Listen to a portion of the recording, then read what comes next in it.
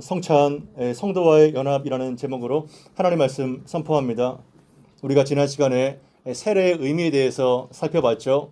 오늘은 성찬의 의미에 대해서 또 연이어서 살펴보고자 합니다. 지난 시간에 우리 성도들이 하나님께로부터 은혜를 받는 세 가지 방편에 대해서 말씀을 드렸는데요. 혹시 기억이 나시나요? 세 가지가 뭔지 기억이 나시나요? 첫 번째 뭐라고 했죠? 하나님의 말씀이죠, 그죠? 우리는 하나님의 말씀으로 은혜를 받습니다. 두 번째 뭐죠? 기도예요. 예, 기도죠. 너무 지난주에 예배를 잘 드리셨네요. 기도함으로 우리가 하나님의 은혜를 누리죠. 그 다음에 뭔가요? 예, 성례죠. 그죠? 성례는 뭐로 나눠져 있습니까? 예, 하나는 세례, 하나는 오늘 거행되는 성만찬입니다. 그래서 이 세례와 또 성만찬을 통해서 우리는 하나님의 은혜를 누리는 복이 있게 됩니다. 그래서 이 시간 정말 기도하면서 성령의 임재를 간구하면서 성만찬의 은혜를 잘 누리게 되기를 바랍니다. 오늘 본문의 고린도전서 11장 17절 이하는 성령에서 성만찬에 대한 가장 정확한 의미를 알려주는 본문 중에 하나입니다. 우리 17절 말씀 같이 한번 읽어보겠습니다. 시작.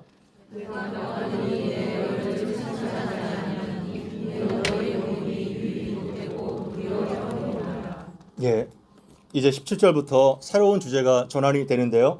주의 성찬에 대해서 바울이 다루고 있습니다. 먼저 고린도 교회와 그 지역에 대해서 살펴볼 필요가 있는데요. 고린도 교회는 바울 사도가 제2차 선교 여행 때 브리스겔라와 아굴라와 더불어 개척한 하나님의 교회입니다. 거기에서 1년 반 동안 머물면서 주의 교회를 개척했죠. 그러나 고린도 이 지역 자체가 그리스 지역에서 가장 활발한 상업과 무역 도시였지만 물질적으로 번영을 이루었지만 매우 음란하고 그리고 도덕적으로 아주 타락한 이러한 도시였습니다. 그래서 교회에도 이러한 것들이 많이 영향을 주게 되었죠.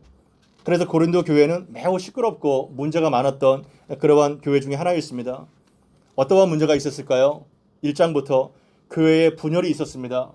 그리고 음행과 성적인 방종이 있었죠. 그리고 분쟁과 소송의 문제가 대두가 되었고 우상 제물을 먹느냐 마느냐 이런 문제가 있었고 성만찬의 오용과 남용에 대한 문제가 있었고 여러 은사에 대한 문제가 불거졌고 또한 부활 신앙에 대한 문제가 있었습니다. 헤아릴 수 없는 여러 가지 문제에 대한 하나하나의 목회적인 답변을 하는 것이 고린도전서의 내용이죠. 그러니까 매우 실천 신학적인 답변이 바로 고린도전서의 내용입니다. 그러나 이것은 다만 고린도 교회의 문제만이 아니죠. 바로 이 시간 나의 문제, 우리 모두의 문제라는 것입니다. 초대교회는 성찬이 매우 자주 이루어졌죠. 사실 거의 모일 때마다 성찬과 애찬으로 식사를 같이 하게 되는데요. 사도 바울은 내가 너희를 칭찬하지 아니한다 이렇게 말하고 있습니다. 완곡한 표현이죠. 사실 이 성찬에 대해서 바울은 책망하고 꾸짖는다 이러한 말씀입니다. 이는 너희의 모임이 어떻게 뭐하기 위하여 모였을까요? 예배하기 위해서 하나님 앞에 찬양하기 위해서 모이게 된 것이죠. 그러나 그러한 모임이 어떻게 되었나요? 유익이 되지 못하고 도리어 해로움이라, 여기에서 해로움은 get worse, 점점점 나빠진다 이러한 뜻을 갖고 있는 것입니다. 사도행전 2장 42절을 보게 되면 초대교회 성도들은 사도의 가르침을 받아 서로 교제하고 떡을 떼고 오로지 기도하기를 힘쓰니라 이렇게 말하고 있죠.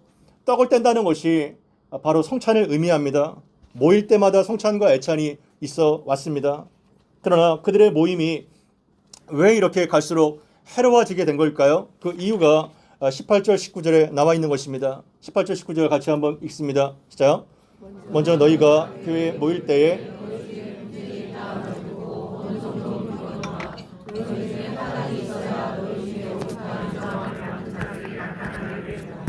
아멘.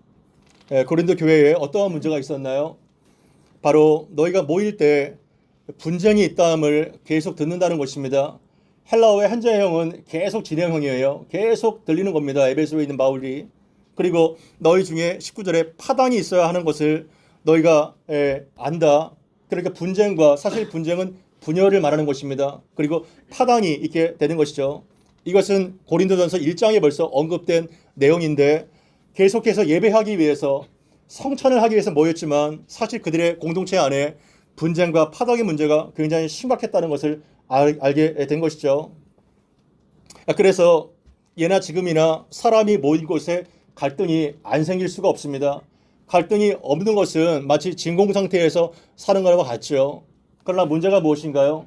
갈등과 또한 의견의 대립이 있지만 그것들을 어떻게 주께서 기뻐하시는 방법으로 풀어나가는가, 그것이 바로 그 공동체의 성숙함이라고 할 수가 있는 것입니다. 그러나 신생교회인 고린도 교회는 받은 은사가 너무나 많지만 이러한 것을 다루기에는 미숙했던 것을 보게 되는 것입니다. 그래서 거기에 분쟁이 있었고 파당이 존재했던 것이죠. 그래서 바울의 의견이 무엇입니까? 20절 21절 같이 한번 읽어보겠습니다. 시작. 너희가 함께 모여서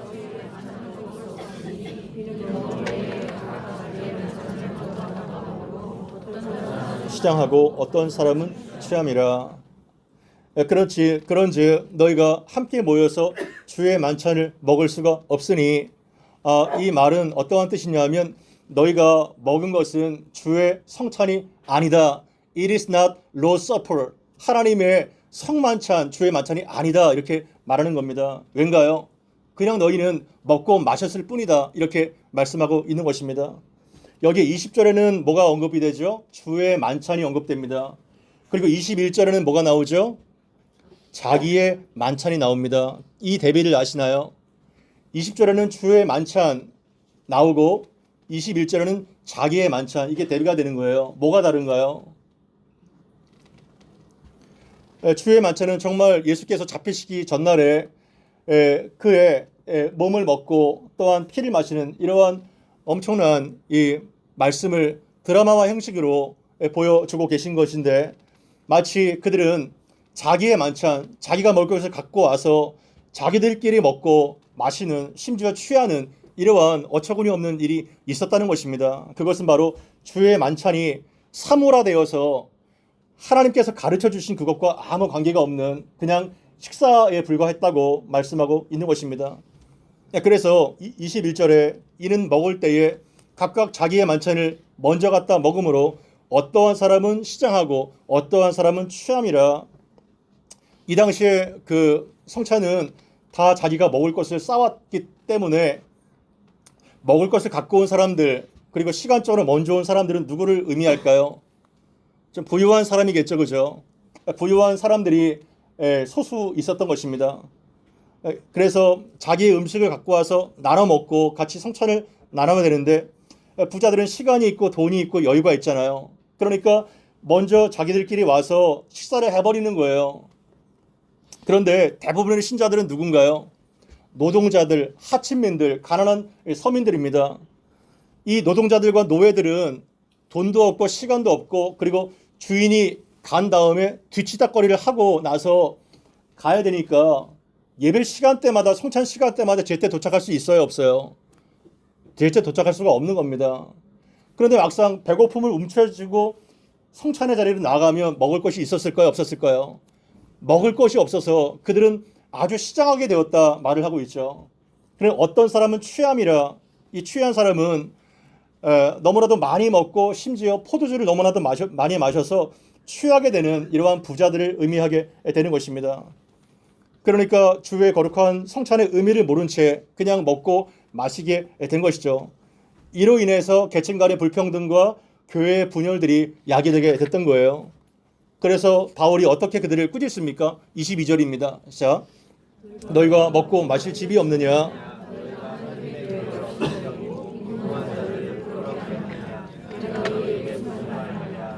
칭찬하랴. 이것으로 칭찬하지 않노라. 예. 그러니까 바울은 어떻게 얘기를 하나요? 너희가 먹고 마실 집이 없느냐? 34절 말씀처럼 만일 누구든지 시장하거든 집에서 먹고 와라. 배부름 자체가 목적이라면 집에서 먹고 오는 것이 낫지 않느냐, 이렇게 얘기를 하는 것입니다. 그래서 너희가 하나님의 교회를 업신여기고 가난한 자들을 부끄럽게 하려느냐? 내가 너희에게 더 이상 무슨 말을 하겠느냐? 이것으로 칭찬을 할 수가 없다고 얘기를 하고 있는 것이죠. 강하게 그들을 책망하는 것입니다. 여러분, 식사를 같이 한다는 것 어떠한 뜻이 있을까요? 식사를 같이 한다는 거, 너와 내가 하나라는 뜻입니다. 그러니까 공동 식사는 그냥 영양 보충의 그 이상의 가치와 의미가 있는 거죠. 만약에 식사를 거부한다면 어떠한 뜻일까요? 나는 너와 먹기 싫어. 나는 너와 친하지 않아. 이러한 뜻이겠죠. 그러니까 함께 모여서 공동 식사를 한다는 것은 매우 중요한 신앙적인 의미가 있는 것입니다. 저희 교회 참 저는 너무나도 가장 아쉬운 게 예배 이후에 식사가 없다는 거예요. 예, 같이 식사까지 해야 출석으로 인정이 됩니다. 예, 식사가 있는 것이 얼마나 중요한지요. 같이 떡을 떼고 애찬을 나누면서 교제를 하게 되고 그리고 위로를 받게 되고 주의 교회가 이렇게 세상과 다르구나 알게 되는 것이죠. 그래서 불비한 상황이지만 그냥 가지 마시고 함께 교제라도 나누시고 함께 안부를 묻는 이러한 따뜻한 코인유니아가 있게 되기를 바라는 것입니다. 그래서 사람들은요 항상 비슷한 부류끼리 모이기를 기뻐해요. 비슷한 부류끼리. 그래야 마음에 부담이 없죠. 그래서 부자들끼리 같은 직종의 사람들끼리 같이 조금 고만고만한 사람들끼리 모이는 것이 우리들의 모습인 것입니다. 그러나 그것이 세상은 인정이 됩니다. 시성은 직종에 따라 어떠한 취미에 따라 모이죠.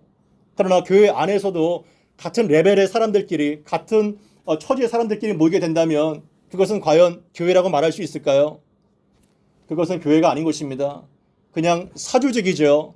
그냥 클럽이죠. 그냥 동호회죠. 이렇게 전락되는 교회가 얼마나 많은지요. 그렇기 때문에 우리가 상처를 받고 그리고 지탄을 받고 이것이 교회냐 이렇게 책망을 받기도 하는 것입니다. 바로 그것이 고린도 교회에 있었다는 거예요. 부자들끼리만 먹고 마시고 가난한 사람들 노예들은 헤아리지 못하고 자기들끼리 먹고 배부르고 취하게 되는 일들이 있게 되었다는 것입니다. 그래서 하나님의 교회는 모든 계층과 성별과 빈자와 부자와 고학력과 저학력과 건강한 자와 병든 자와 언어와 신분과 나이와 모두를 다 뛰어넘어서 예수 그리스도 안에서 하나라는 것을 잊지 마시기를 바랍니다. 아멘. 이게 굉장히 중요한 겁니다. 우리는 모든 조건과 모든 신분을 다 철폐해서 오직 예수 그리스도 안에서 하나라는 것을 우리가 알게 돼야 되는 것입니다. 그것이 바로 교회인 것입니다. 갈라디아서 3장 28절을 같이 한번 읽어보겠습니다. 시작.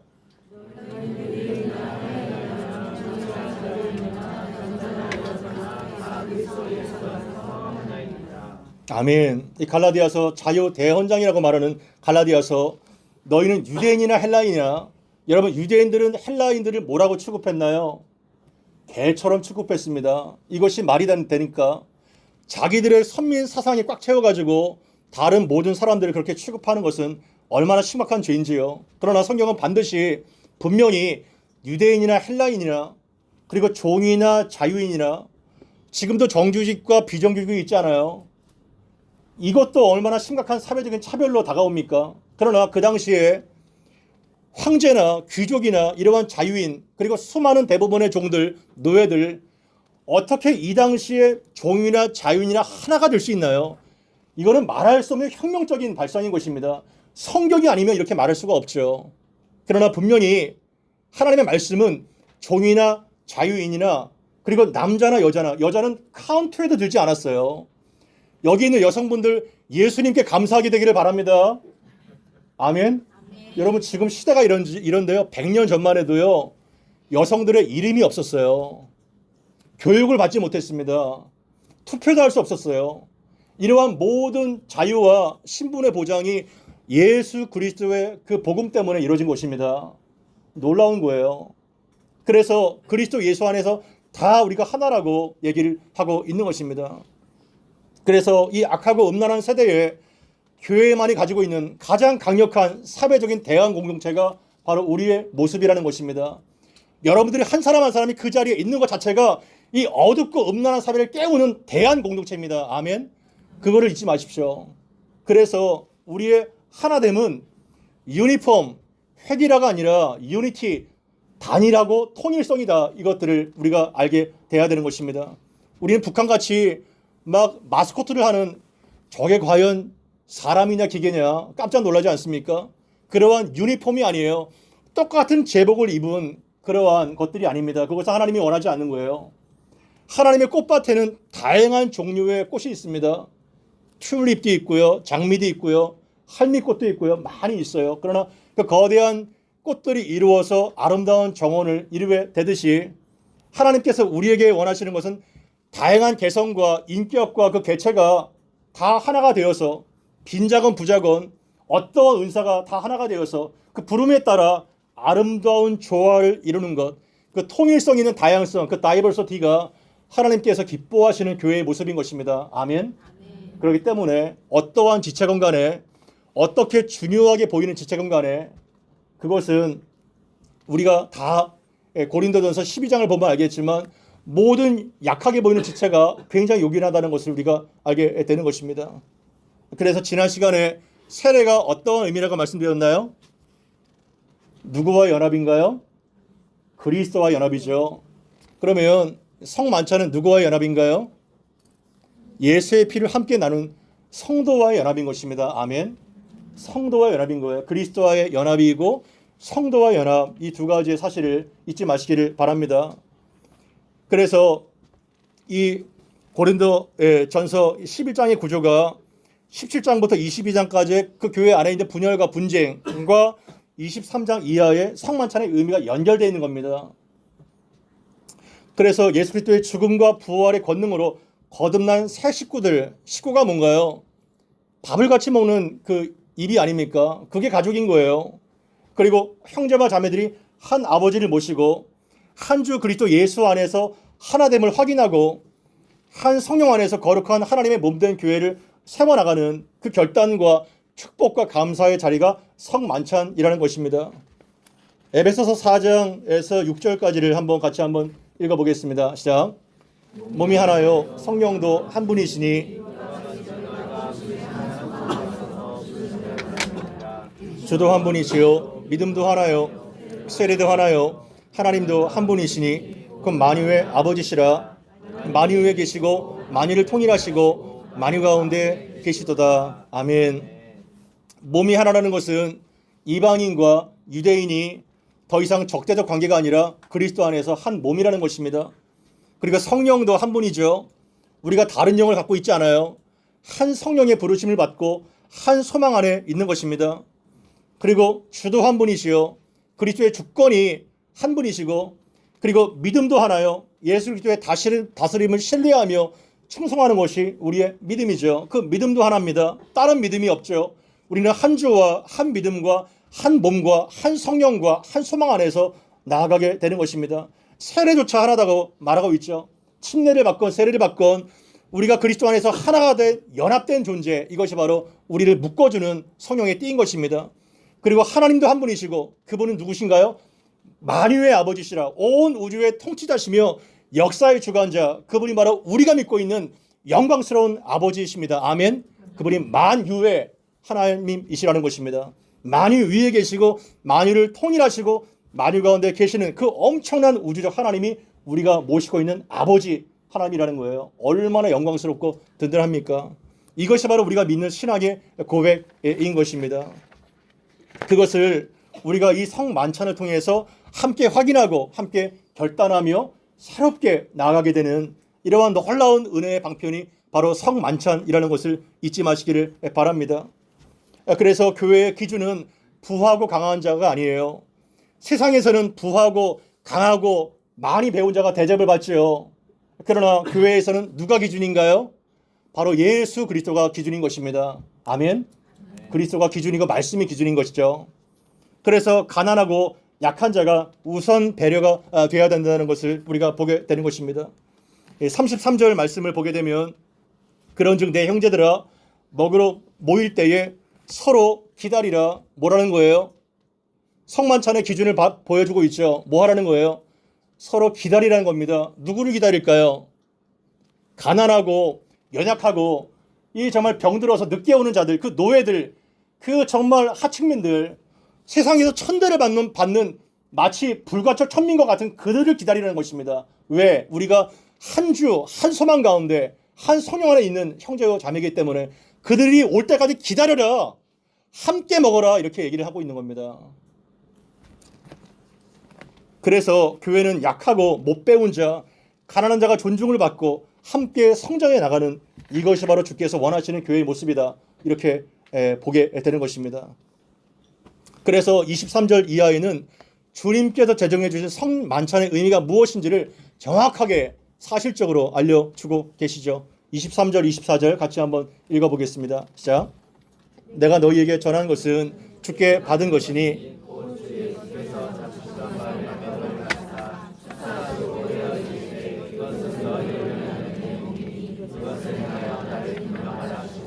예, 같이 26절까지 읽어봅시다. 시작. 식후에 또한 그와 같이 잔을 가지시고 이르시되 이 잔은 내 피로 세운 새 언약이니 이것을 행하여 마실 때마다 나를 기념하라 하셨으니 너희가 이 떡을 먹으며 이 잔을 마실 때마다 주의 죽으심을 그가 오실 때까지 전하는 것이니라. 아멘. 바울은 이 성찬에 대한 가르침을 말하고 있는데요. 이미 고린도 교회 성도들에게 이전에 가르쳐준 내용을 다시 한번 확인하는 것입니다. 근데 여기에서 23절에서 주목할 것은 내가 너희에게 전한 것은 뭐라고 말하고 있어요? 주께로부터 받은 것이다, 이렇게 말을 하고 있는 것입니다. 바울이 이 성만찬을 고안해낸 것이 아니라 누가 제정한 것인 거예요? 예수께서 제정하신 것이라는 것입니다. 여러분, 설교나 은사나 그 모든 봉사와 어떠한 것도 주님께로부터 받은 것을 그대로 전하기를 바랍니다. 나의 사상과 나의 개념을 섞지 마세요. 내가 너희에게 전한 것은 주께로부터 받은 것을 너희에게 전할 뿐이다. 우리는 단지 통로에 불과하다, 이렇게 말하는 것입니다. 바울이 제정한 것이 아니라 예수께서 잡히시기 전날 밤에 이러한 성만찬의 의미를 항상 기념함으로 주가 오실 때까지 그거를 기념하며 나를 새겨라, 이렇게 복된 성만찬을 제정하신 것입니다. 누가복음 22장 19절에서 20절을 같이 한번 보겠습니다. 누가복음 22장 19절에서 20절입니다. 자, 또 그 떡을 가져 감사하기도 하시고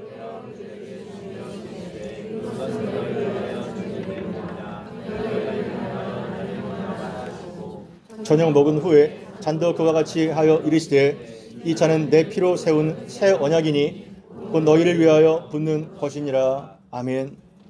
예수께서 잡히시기 바로 전날 밤에 세족식 제자들의 발을 씻는 의식을 하셨고, 그리고 곧 이어서 성만찬의 의미를 하셨습니다. 어떻게 보면 그러한 모든 3년 동안 가르쳤던 내용을 희극화해서 드라마로 표현한 것입니다.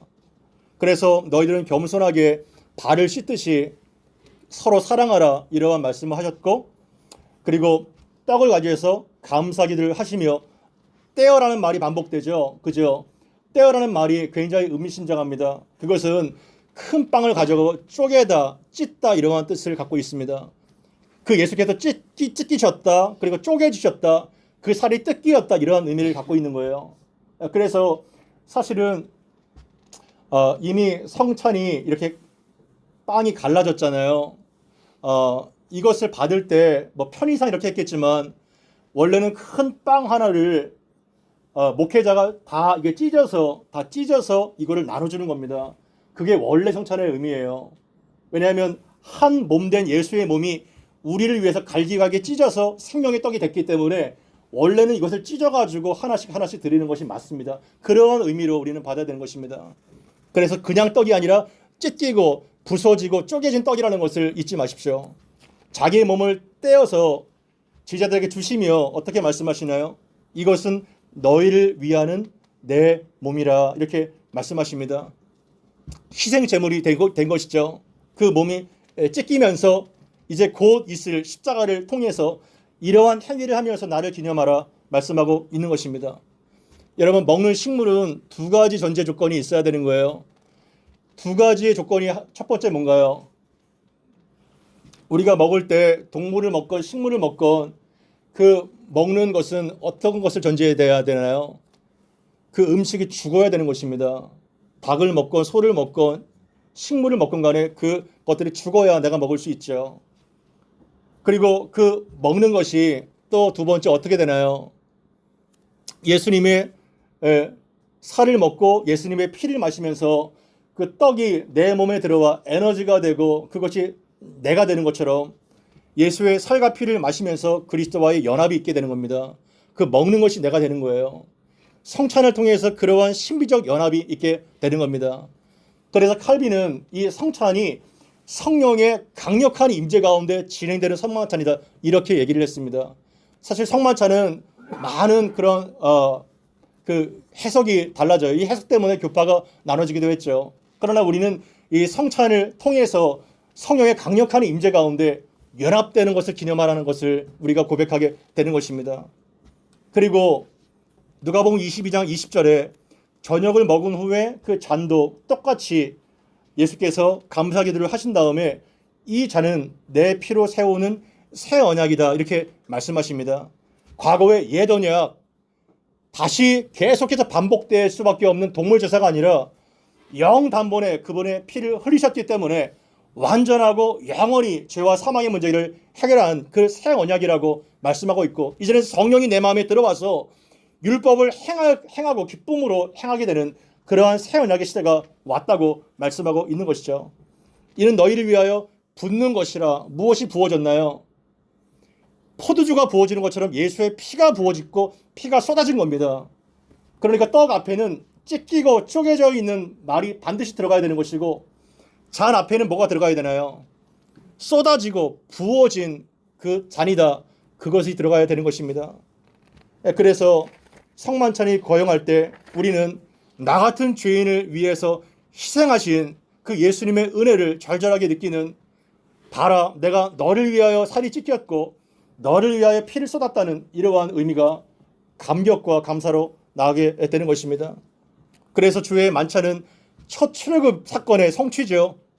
6월절 어린 양이 희생되어서 그 죽음의 사자가 넘어갔던 것처럼 예수님의 그 희생을 통해서 죄와 사망에서 노임받는 그 감격과 감사를 확인하는 자리가 바로 성만찬인 것입니다. 그래서 성만찬은 두 가지의 말씀 가운데 하나인데요.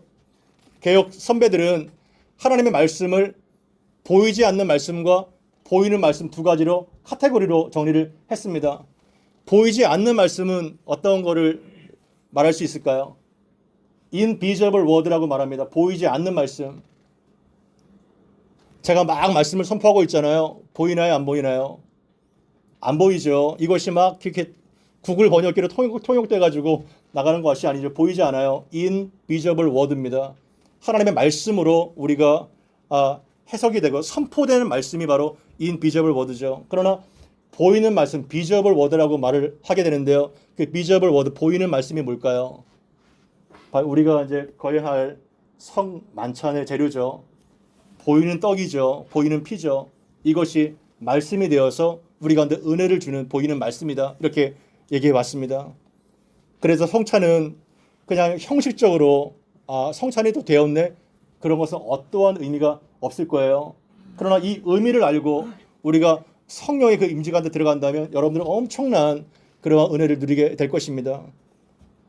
마지막으로 성찬의 세 가지 의미에 대해서 제가 말씀을 드리겠습니다. 그리스도의 살과 피를 마실 때마다 성령의 임재를 사모하면서 참여를 해야 되는 건데요. 첫 번째는 아까 말씀드렸듯이 과거적인 의미가 있습니다. 나와 같은 죄인을 위해서 예수께서 피를 흘리시고 몸을 찢으면서 나를 사랑하시고 나를 구원하신 그 그리스도의 은혜에 감사하는 것이 바로 성만찬의 의미인 것입니다. 또한 두 번째는 현재적인 의미죠. 현재 내가 그 예수의 살을 먹고 피를 마시면서 누구와 처음 연합이 되나요? 그리스도와 연합이 됩니다. 동시에 그리스도와의 연합은 사랑하는 지체들, 한 떡과 한 피를 마시는 그 그리스도와의 지체들과 연합을 의미합니다.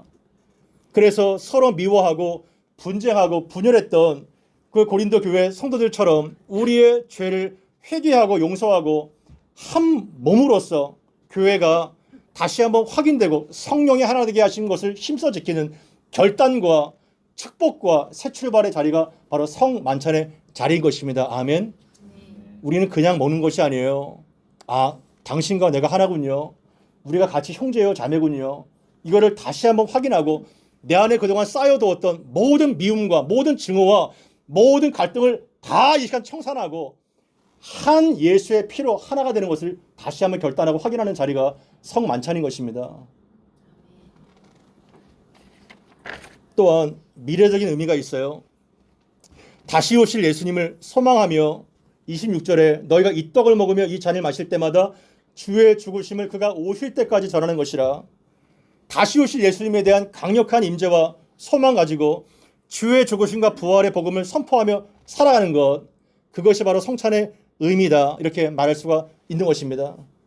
그래서 옛 시제는 완전히 무너지게 되고 새 언약의 시대가 도래했으며 예수의 피가 우리를 완전히 새로운 피조물로 만들었다, 이러한 것에 대한 감사가 있는 과거와 현재와 미래를 총망라하는 은혜의 종합 선물 세트가 바로 성만찬이다, 이렇게 말할 수가 있는 것입니다.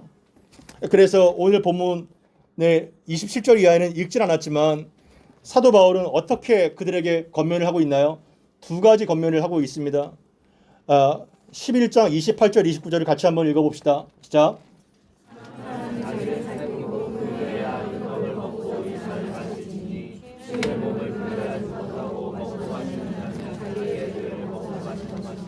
아멘.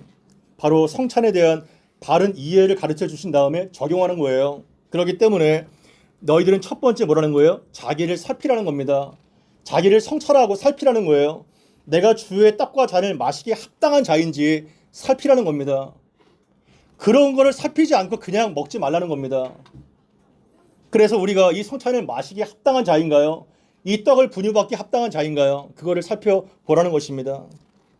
만약에 자기를 살피지 않고 그 떡과 잔을 마시게 되면 바로 죄를 먹고 마신다. 사실 이 죄는 심판을 의미합니다. 심판을 먹고 마시는 것이라고 이렇게 얘기를 하고 있는 것입니다. 성찬을 하기 전에 여러분들의 생활을 살피기를 바랍니다. 믿음을 점검하기를 바랍니다. 그런 이후에야 이 성찬에 참여할 수 있다는 것이죠. 또한 두 번째 11절 33절 말씀 같이 한번 읽어보겠습니다. 시작. 그런즉 내 형제들아 먹으러 모일 때에 서로 기다리라. 아멘. 아까 살펴봤듯이 서로 기다리라는 겁니다. 여러분 눈치는 채실지 어쩔 모르겠지만 제가 성찬을 그동안 2년 동안 집행하지 않았습니까? 왜 떡을 다 받고 나서 한꺼번에 같이 의식을 거행하나요?